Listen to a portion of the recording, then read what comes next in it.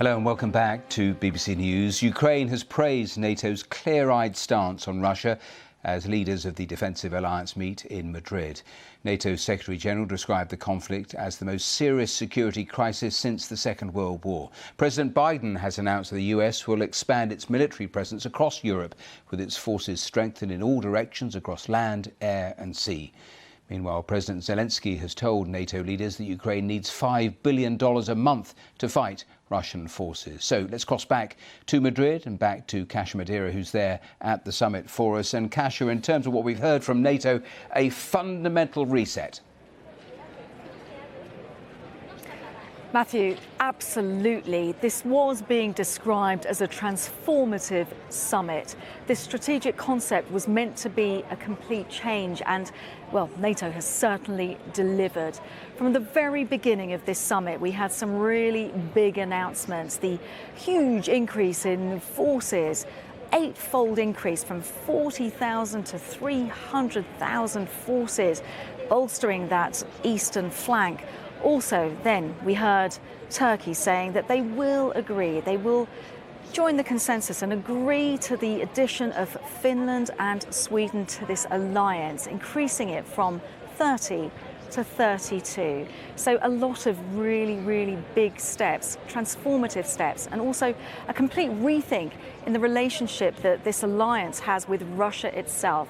Russia is being described as a strategic threat to the alliance, a strategic threat because of the aggression, because of the war that started on the 24th of February against Ukraine. Now, Secretary-General Jens Stoltenberg has insisted that this alliance will continue to provide support to Ukraine.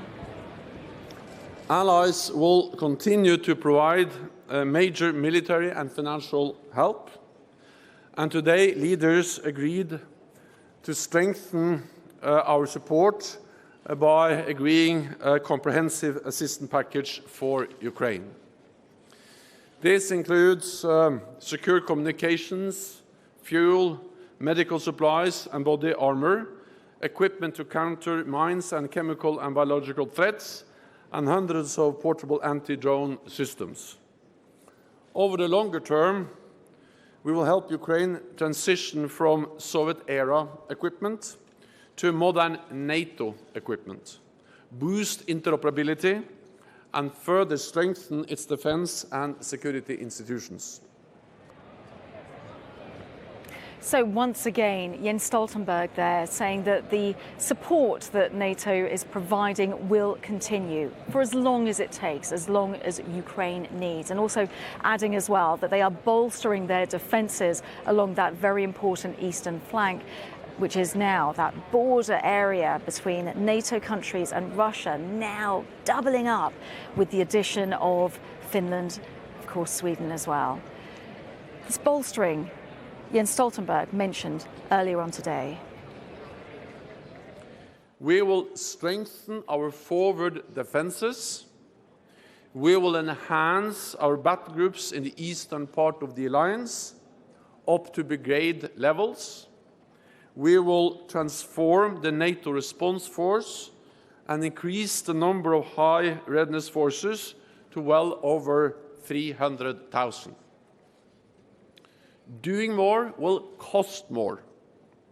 Today, allies recommitted to the pledge we made in 2014 to spend at least 2% of GDP on defense, contributing more to NATO deployments and exercises, and we have agreed to increase NATO's common funding.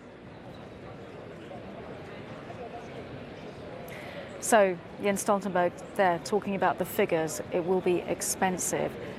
Volodymyr Zelensky, Ukraine's president, was speaking earlier and he said that Ukraine needs $5 billion a month in order to be able to sustain itself, in order to be able to fight back against the Russian aggression.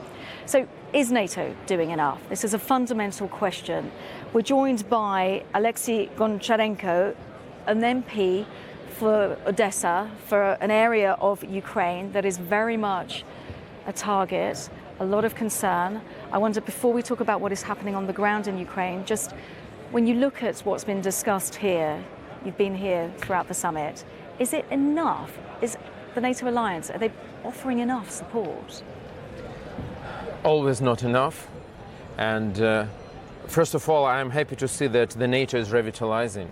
And to see this a new breakthrough, a new breath of organization and uniting of the free world. That is extremely important. That is the most important for me in what is happening here today.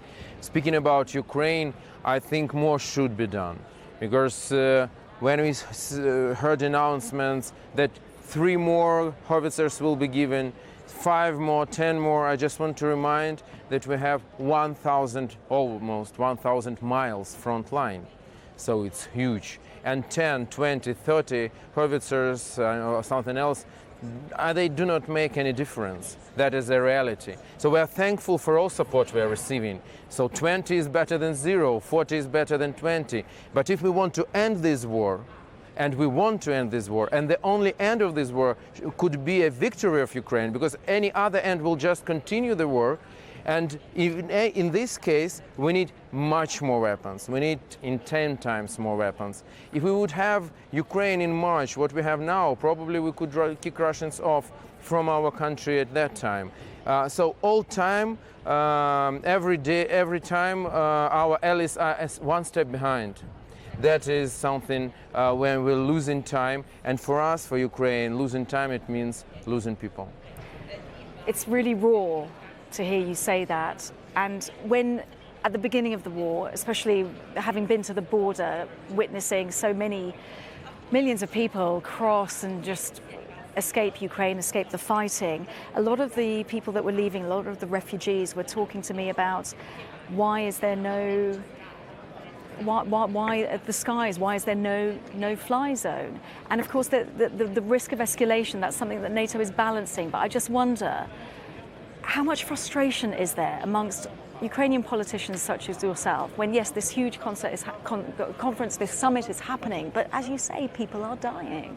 Absolutely, and we can't understand why NATO can provide us with drones, NATO member states, and not with fighters. We don't ask for pilots, we don't ask for boots on the ground. We ask, give us artillery, give us multiple launch rocket systems. We will do everything ourselves, but give us weaponry. Like Churchill said, give us the tools and we'll finish the work. We want to do this. Yes, we are frustrated. We hope that after, like you said, tectonic changes here, where Russia from the partner became the biggest threat, and it is said clearly in strategic concept that you now have in your hands, I hope that after this there will be practical steps to give enough weapon to Ukraine, to put real sanctions on Russia, because when they are receiving $1 billion per day for fossil fuel, they can afford this war forever. And that's the question, that it can be changed by sanctions, and we hope to see more sanctions put on Russia. And Alexei, I've got to ask you about the situation on the ground. We, of course, are hearing a strike on a residential building in the southern city of Mykolaiv. You represent the people of Odessa. You know that there is such a huge risk to the people that you represent. I wonder, just a message for the NATO alliance, for the member states who are saying that they will support Ukraine, but is it enough? Mykolaiv is a neighbor city I know very much. We have humanitarian Goncharenko Center in Mykolaiv, like in many other cities of Ukraine. So I know the situation there, and it's heartbreaking what is happening now. My message is clear and simple. Be brave as Ukraine. Take courageous steps. Don't be afraid of Putin or other autocrats. Just make steps, make decisions, and defend the free world. That is a crucial moment. Will the free world survive this century, will expand and be strong, or it will shrink, and we will live in the wild jungles with a bear, with a tiger, with other predators that can attack every moment peaceful nation. That is something which we should think about, and I hope this summit will give us an answer on this. Alexei Goncharenko, politician representing the people of Odessa, thank you very much for speaking to us here, observing what is happening at this NATO summit. Jens Stoltenberg continuously saying that they will support Ukraine.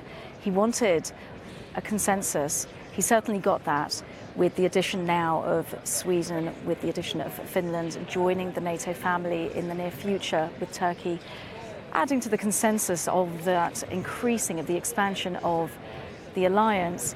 But of course, it is what is happening on the ground in Ukraine that is at the forefront of people like Alexei, and also, of course, the leaders here, because they know what is at risk. They need to get this strategic concept right for the future of the alliance, for the future of NATO. Kasia, thanks very much. Kasia Madera there in Madrid.